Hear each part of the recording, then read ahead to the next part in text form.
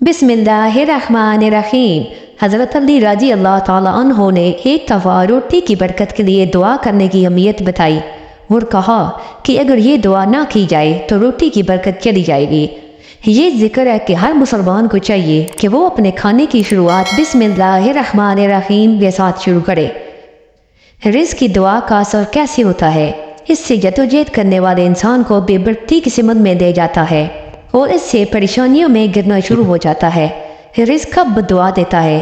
इस बार हज़रत अली रज़ी अल्लाह ताला अन्हु का कौल और हज़ूर नबी अकरम सल्लल्लाहु अलैहि वसल्लम की हदीस के ज़रिए तफसील से होगा।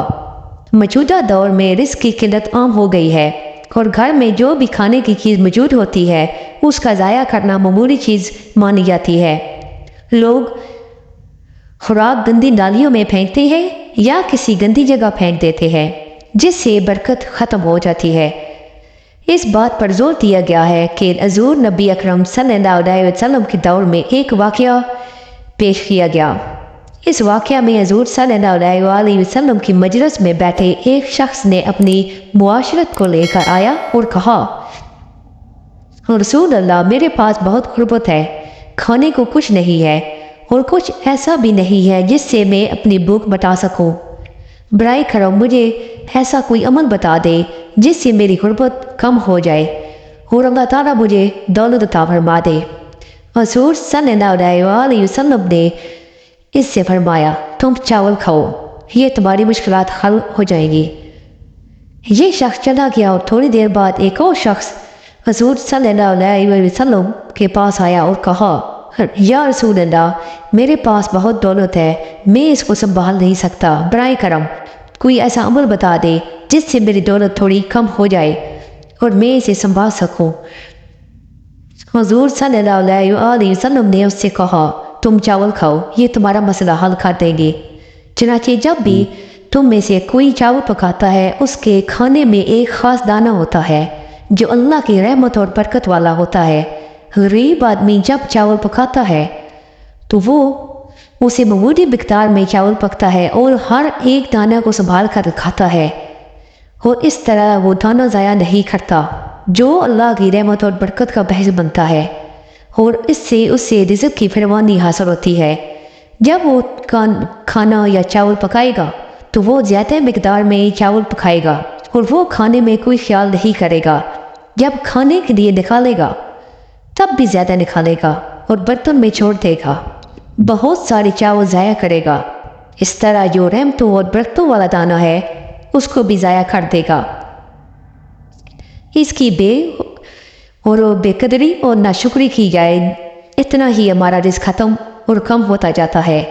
रिज़्क़ में बेबरकती बढ़ती जाती है जिधर अल्लाह ताला का शुक्र अदा किया जाए, इससे हमारे रिज़्क़ में बरकत होती है और अल्लाह रब्बुल इज़्ज़त हमारा रिज़्क़ बढ़ाता जाता है। इसका सबूत बराह रास्त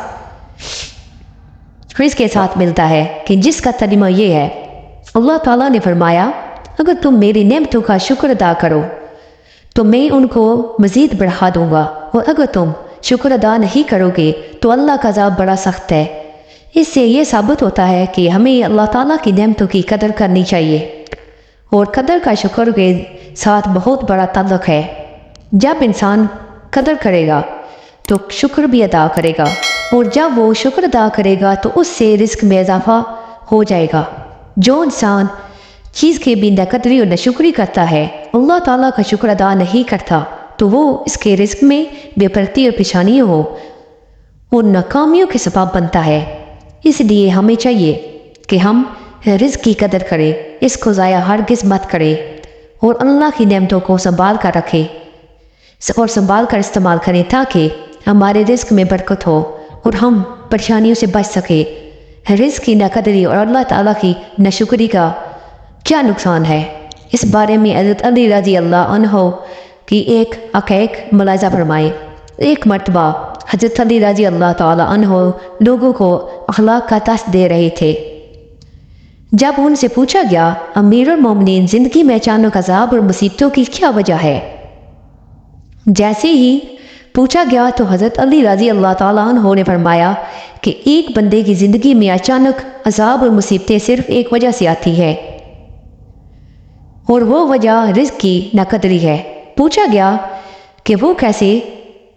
تو حضرت علی رضی اللہ تعالیٰ عنہ نے فرمایا، جب کوئی بھی انسان بچا ہوا کھانا ضائع کر دیتا ہے اور اس کو پھینک دیتا ہے، تو جب وہ پاؤں میں روندا جاتا ہے تو یا وہ کچلا جاتا ہے تو وہ اللہ سے فریاد کرتا ہے، یا اللہ تو نے ہمیں انسان کے لیے پیدا تو کیا لیکن انسان ہماری قدر نہیں کر سکتا، اس لیے ہے بندے خدا جب تم کھانا کھاؤ تو اتنا ہی لو جتنا کھا سکو، اور کھانے کو ضائع ہرگز مت کرو، کیونکہ میں نے حضور پاک علیہ السلام سے سنا ہے کہ اگر کھانا کھاتے ہوئے دسترخوان پر روٹی کا ٹکڑا گر جائے تو اس کو چھا کر بسم اللہ پڑھ کر کھا لیا کرو، اور یہ روٹی تمہارے لیے شفا کا باعث بن دے گی۔ اور اگر راستے میں چلتے ہوئے کہیں روٹی پڑی نظر آئے تو اس کو اٹھا لینا چاہیے اور اس کو بسم اللہ پڑھ کر کہیں صاف جگہ پر، کنارے یا اونچی جگہ پر رکھ دیا جائے جہاں دوسری مخلوقات کو اس سے آرام سکھا دے، وہ ضائع ہونے سے بچ جائے۔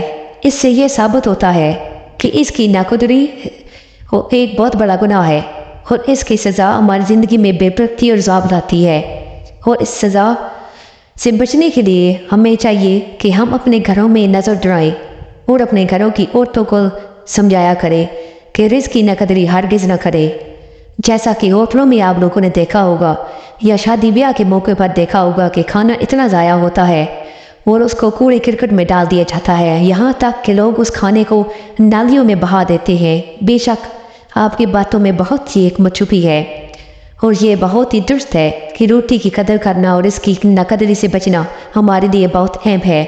قرآن مجید میں بھی اللہ تعالیٰ کا فرمان باری تعالیٰ ہے کہ شکر کرنے والے کو مزید بھی دیا جاتا ہے، اور تمہارے رب نے فرمایا میں ہر وقت شاکر ہوں۔ شکر گزاری اور رزق کی قدر کرنے سے نہایت بڑی برکت حاصل ہوتی ہے، اور اللہ تعالیٰ ہمیں زندگی میں اضافہ دیتا ہے۔